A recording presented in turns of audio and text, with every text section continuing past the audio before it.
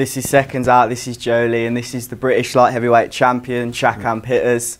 Shakan, how are things for you? How's bubble life? All good, man. Obviously, I've been here before, so it's all good. Yeah, it's all expected. I know I've done it already before, so yeah, all good. And let's get straight into the fight. I mean, you've had a little bit of back and forth before. Yeah. Is it personal for you? For me, when I get in the ring, it's always business. You know, I'm there to do a job. Of course, things are going to get a bit, you know, rattly when two fighters obviously been training for each other and so on. So I'm game, I'm good for all that as well. But for me, it's always focus on the job, the task in hand, get the win and move forward with my career from there. So if he wants to make it personal, that's up to him. For me, it's always business. And Craig said since his last fight with Chad, obviously you beat Chad by the distance. He said he didn't really respect him enough. What have you done in the build-up to make sure he respects you? Yeah, that's his problem if he didn't respect Chad. For me, I personally, I respect all my opponents. I train hard for my opponents, and you know, I come in shape. Ready for for a hard 12 rounds. For him to respect me, I've just got to turn up as me, myself, Shakan Pitters. Do what I've got to do, listen to my corner, which I always do, and many adjustments I feel I have to make in the ring. You know, I've got an experienced corner with, you know, John Pegg, Paul Cunahan, Louis Cunahan, and myself obviously being in the situation, we can make changes or any adjustments needed. What improvements did you make from the last fight then from Chad? Because it was a pretty impressive performance, but there's always something that fighters not like to improve on. What did you see in that last fight where you thought you could have done a bit better?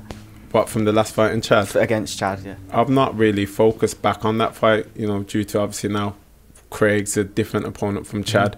And when I say different, it's just a different person in the ring than Chad. But for me, as we do at Eastside, you know, we focus on improving our game in all areas, you know, whether it's on a defensive kind of thing or an attacking kind of thing. We constantly building strategies, and we work hard on them to improve myself and improve the game, and obviously just make everything solid on fight night. If you were part of Craig's team, if you were his manager, promoter, if you were his coach, would you suggest that this is a good fight for him and it was a winnable fight for him? It's definitely not a good fight for him. You know, I've got so much arsenal to my game, but look, you know, like I said, I'm not knocking Craig. He's done things right to get to where he is at present, but he'll find out on Friday how much of a different calibre I am to the opponents he's faced of recent. And if you could describe how you think you'll perform without giving out your game plan with one word, it could be strength, aggressiveness, power, speed. What would you say in one word, how you're going to perform? All of that in one. Shakan Pitters, you know, I'll just perform as Shakan Pitters, and, you know, everyone... I don't listen to what people have to say in the sense of my performances. People, you know, do give me a lot of credit on my performances, but as I said in many of my post interviews and things, you know, I'm learning on the job, which I am, and everything's moving up for myself and my team. You know, I've got a brilliant promoter in McKenzie who believes in myself and my team, and we just continue working on our strengths and obviously, you know, moving in the right direction. Do you think resume matters going into this fight tomorrow night? In resume, what do you mean by that? You know, the people he's fought before and the people you've fought before. I don't believe that at all, no. Like I said, Craig Richards in front of me and I'm in front of him. So to anyone to focus on, I ain't going to take anything from what I've done on the Chad fight. I'm not going to take anything from what I've done on previous fights. Craig's a different opponent in front of me, and he's my main focus. It doesn't matter about what I've done in the past.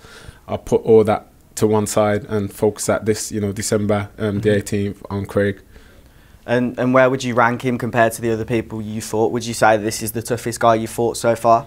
Again, I don't rank him at all. He's just another guy in my way who's in front of me. But like I said, you know, I've been in with you know, good fighters. I've had tough and good sparring and everything, you know, good build up and everything in the preparation. But again, just focus on Craig. I don't compare him with anyone. He's in front of me, and I got a task in hand where I've got to just deal with who's in front of me. And I know you're quite a cool, level-headed guy. You don't tend to plan ahead. Without, you know, saying what you're going to do next year, how long do you want to carry on fighting for the British light heavyweight belt? Again, that's for my team, you know, Mick Hennessy and my team at Eastside to sit down and talk with. Again, I'm the fighter. I'm in the ring. I put the gloves on, I lace them up, I get the W, I get the win. After that, we sit down and we talk about what we want to do in 2021. So that's what I put all my belief in my team. I just put all my belief in myself in the ring. So I leave that with them. Brilliant. Joined by Louis Cunahan. What do you make of Shaq? Obviously, how's training gone, and how did you two first meet?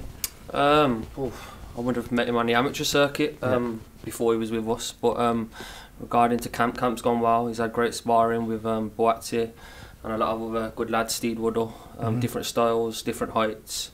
So we're prepared in every way for Craig, and we're not taking him lightly, and you know, we're expecting a good performance from Shaq. What was the sparring like with Josh Boatty?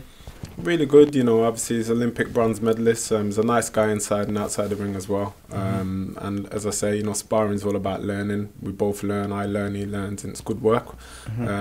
Just a nice guy, you know what I mean? He's always there for me, I'm there for himself in the build-up to any fights as well. Of course. Well, what stands out then for Shaq to make him be in the position he is? Because obviously there's so many guys in the gym, I'm sure they can go places soon, but what stands out from Shaq compared to the other guys who are all in the gym as well?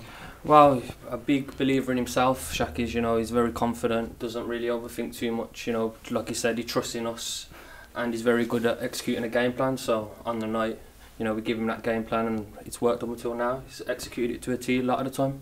And same question I asked Shaq earlier, if you could sum up how he's going to perform with one word, what would that be? One word? Yeah. Give you two, executing a game plan to a T. It was 4, but... Alright, appreciate your time, good luck tomorrow. Respect. Thank you.